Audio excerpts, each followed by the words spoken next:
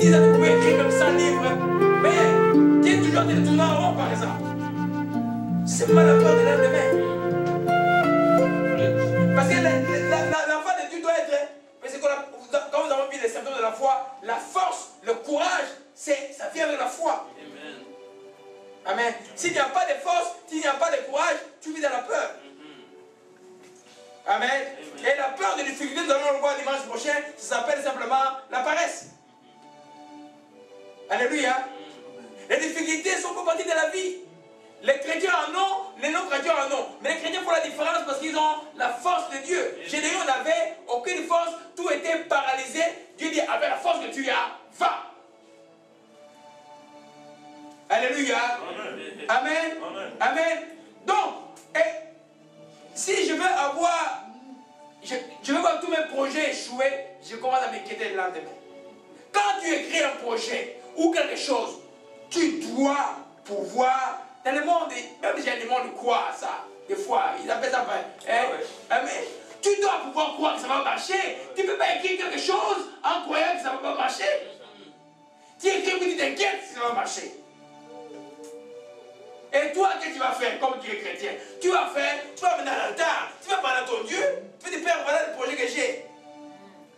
Il connaît ton cœur, il sait que tu aimes les gens. Il sait que tu vas avoir l'argent, ce n'est pas pour aller montrer aux gens ou pour parler inutilement des grades et des histoires comme ça. Il va te les donner. Amen. Alléluia. Amen. Amen. Amen. Alléluia. On continue. La peur du lendemain bloque les plans de paix et de bonheur de Dieu. La Bible dit dans Jérémie 29, verset 30, on va le lire rapidement. Amen. Dieu rappelle. Il y en a quand ils reçoivent cette parole-là. Les enfants de Dieu, des fois, ils vont faire rire. Des fois, ils prient, et Dieu leur donne une parole.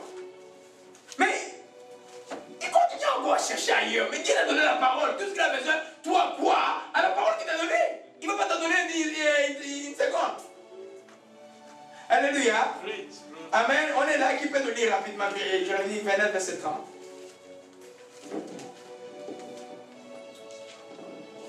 Amen. Jérémie 29, verset 30. Oui. Et la parole de l'Éternel fut adressée à Jérémie en ce... C'est 29, 30. Un instant. Je connais peut-être les plans. Un instant. C'est pas 29, 11, non? 29, 11, je crois. Un instant. Ouais, 29, 11, je m'excuse. Oui, allez-y. Jérémie 29, 11. Hein? Car je connais les projets que j'ai formés sur vous, dit l'Éternel. Projets de paix et non de malheur, afin de vous donner un avenir et de l'espérance. Vous m'invoquerez et vous partirez. Vous m'invoquerez et vous partirez. Vous me prierez et je vous exaucerai. Vous me chercherez et vous me trouverez si vous me cherchez de tout votre cœur. Amen. On s'arrête là. Car je connais les projets que j'ai pour vous. Quel est ce projet que Dieu a pour toi et pour moi? C'est un projet de paix et de malheur. Non. Et non de malheur, et non de malheur. Amen. Et de bonheur. Amen. De voyage, je connais les projets de paix et non de malheur, en fait de vous donner quoi? Un avenir. De vous donner quoi? Un avenir. Amen. Le lendemain, c'est quoi? C'est l'avenir. Les projets de paix de Dieu nous assurent seulement déjà de cet avenir. Vous avez une grande assurance en Jésus-Christ par les 100 versets à la croix. Vous êtes assurés, votre avenir est assuré. Amen. Dites que mon avenir est assuré. Alléluia. Amen. L'avenir de vos enfants est assuré. Parce qu'il a dit, crois au Seigneur Jésus, sera sauvé avec toute ta famille. L'avenir est assuré. Amen. Donc Dieu dit les projets que Dieu a formés pour nous, c'est le projet de paix et non de malheur. Alors mais pourquoi nous inquiéter du malheur qui va arriver demain? Ce n'est pas le projet de Dieu. Alléluia. Amen. Et je vais le lire un peu dans cette portion de Bible. Car moi le Seigneur, je sais bien quel projet je forme pour vous. Je vous l'affirme. Ce ne sont pas des projets de malheur, mais des projets de bonheur. Je vais vous donner un avenir à espérer. Un avenir. Quand tu te réveilles le matin, tu sens que tu te dis, hey, moi j'ai un avenir. Amen. Et moi j'écris des enfants, parce que ici je n'écris pas, mais chez moi j'écris. Je suis libre de crier. Amen. Amen. Quand je dors, je dis, hey, moi j'ai un avenir. Amen.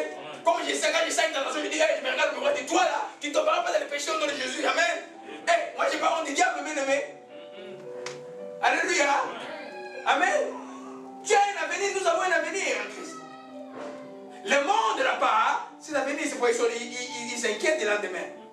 Nous avons un avenir. Et le projet de Dieu pour nous, c'est un projet de paix. Amen. Alléluia. Amen. L'Éternel est mon berger, je ne manquerai de rien. Il y en a qui croient que ce n'est plus la Bible, là, parce que tout le monde connaît ça. Mais c'est véritablement la Bible. Alléluia. Amen. Je vois comme des larmes quand je parle. Dieu est bien aimé. Le lendemain s'occupera de lui-même. Amen. Jésus est notre lendemain. Alléluia.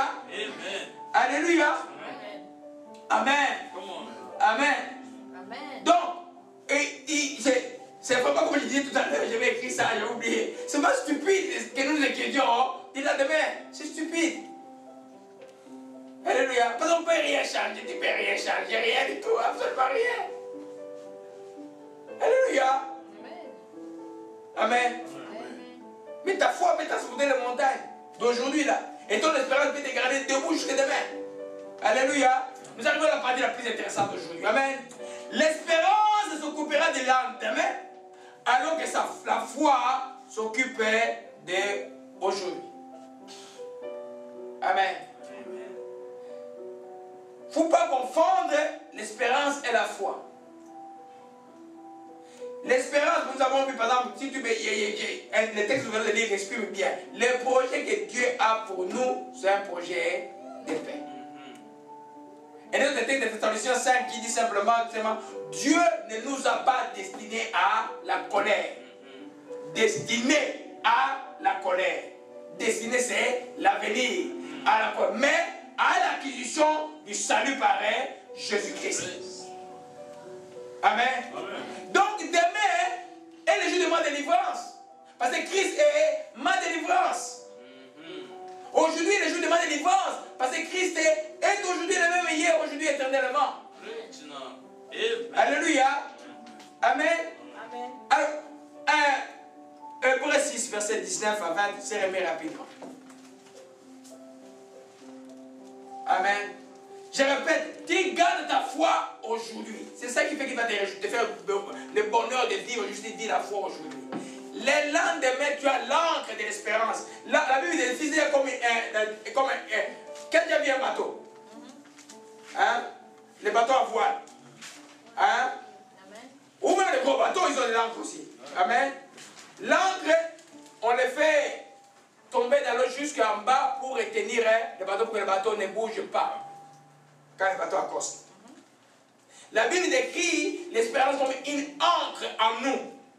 Pas l'encre décrit, mais cette encre-là. Amen. En d'autres termes, quel que soit le flot qui va venir autour de nous, si nous avons l'espérance, elle nous gardera debout. Christ va nous sauver. Le plan de Dieu pour nous est un plan de paix.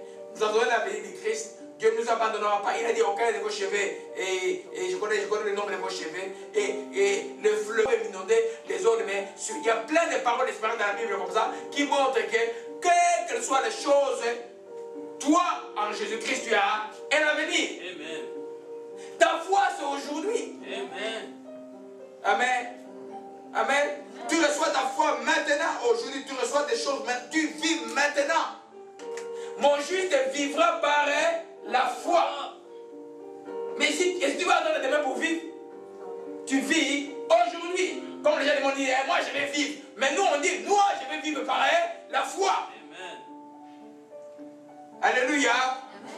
Allons-y rapidement dans le texte. Hébreux 6, verset 19 à 20. Je lis au nom du Seigneur. Amen. Hébreux 6, verset 19. Cette espérance, nous la possédons comme une ancre de l'âme, sûre et solide, elle pénètre au-delà du voile.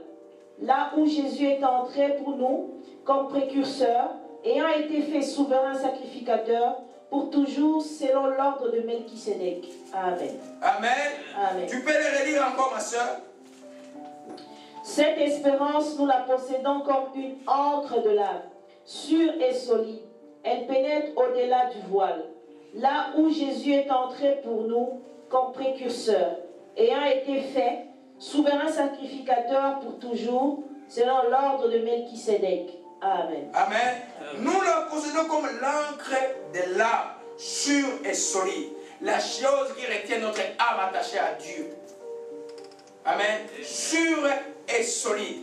Nous ne pouvons pas vaciller. Tout autour de nous peut être bouleversé. Tu sais que tu verras la gloire de Dieu. Amen. Quelqu'un, ça vous rappelle quelqu'un cette phrase? Amen. Il était un homme juste, un homme intègre. Il a perdu en 2 jours tous ses enfants, toute sa famille, tout ce qu'il pouvait posséder. Et puis il est tombé malade, il y avait des ulcères partout. Je vais parler de Job. Amen. Mais en lui, l'espérance était là. Il a dit, et mon rédempteur est vivant. Moi, je le verrai. Mais tout autour de lui était fini. Voilà ce que l'espérance fait. Alléluia. Amen. Job 19, verset 25 rapidement. Alléluia. Ça réjouit tellement mon cœur la nuit. J'ai dit, hey, Dieu, ta parole est la vie. Amen. Mais quand tu découvres que la parole est la vie, alors tu vas beaucoup aimer Dieu. La parole est la vie. Alléluia. Job 19, verset 25. Vous pouvez lire. Faites Jimmy, je préfère ta version. Je lis au nom du Seigneur. Amen. Job 19, verset 25. Je sais bien, moi, que j'ai un défenseur vivant, et qu'il se dressera enfin sur cette terre. Amen. On continue. Verset 26. Quand on aura fini de m'arracher la peau, eh bien, même écorché, je contemplerai Dieu. Je le verrai moi-même de mes propres yeux.